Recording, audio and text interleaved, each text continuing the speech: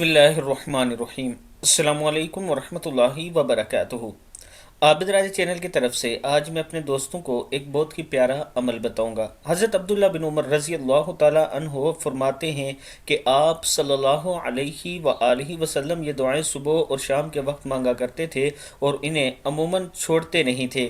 نماز فجر کے بعد دنیا اور آخرت میں کامیابی کی یہ دعا ہے۔ بسم اللہ الرحمن الرحیم۔ اللہم انی اسألک العافیۃ فی الدنیا والآخرہ۔ اللہم انی اسألک العفو والعافیۃ فی دینی ودنیای واہلی ومالی۔ اللہم استر عوراتی ومن روعاتی۔